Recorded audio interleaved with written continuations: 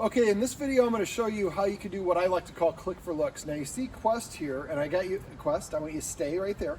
I've got Quest sitting at an angle so you can see where his head looks. When he looks at Maxwell, who's right there, I'm going to click and then I'm going to give him a treat.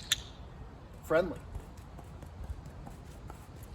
So when you're doing this, watch your dog's eyes. Don't tell him what to do, just sit there. So Quest is looking at me, so I'm going to kind of avert my gaze a little bit. I'm seeing him in my peripheral. I know you can't see me because of the angle of the camera, but I'm shooting solo. So basically, what you want to do is just let Quest know that looking at the dog is not a negative thing, not anything to bark at. Matter of fact, it's a good positive thing. So that way he looked, but he didn't look at Max. So you have to be very specific with your clicks. So this will take a little bit of time. Now when you're doing this, I'm going to keep on doing the exercise while I'm talking about it. That was close, but that wasn't a look at Max. That was. So here you go, right there, buddy. Now I'm having Quest sit. There you go, sit. Just so you can see where the angle of what he's looking at is. So make sure that if the dogs are going to be walking, they're going to be walking in that area. Quest, sit, wait. All right, so I'm going to keep on doing this while I talk to you about it. So you want to find a distance where your dog will sit and take treats. If Winston is barking, or he won't sit down, or he doesn't show interest in the treats, you're too close. So you want to make sure that you walk away so there's more distance between you, Winston, and the dog that you're working at.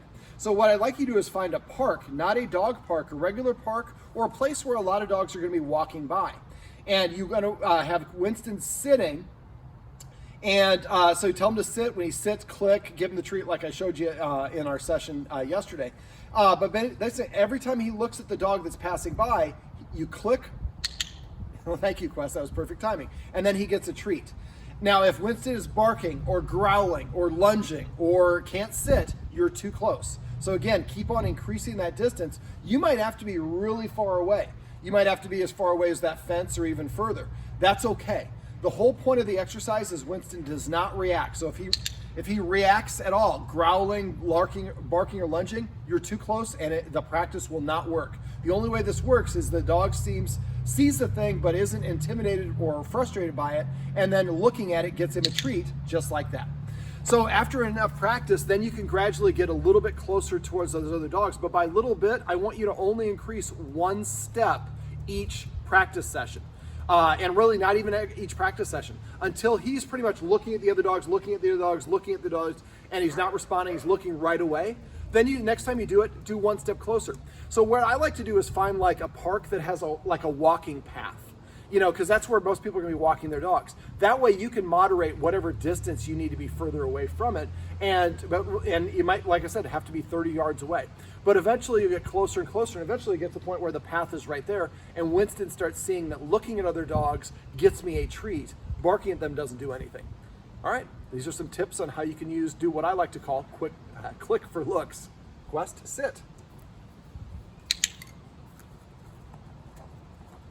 That's a good boy. And you did a good job too, so you get a treat. And Max, you stayed right over there, so I'll give you one too. Good catch.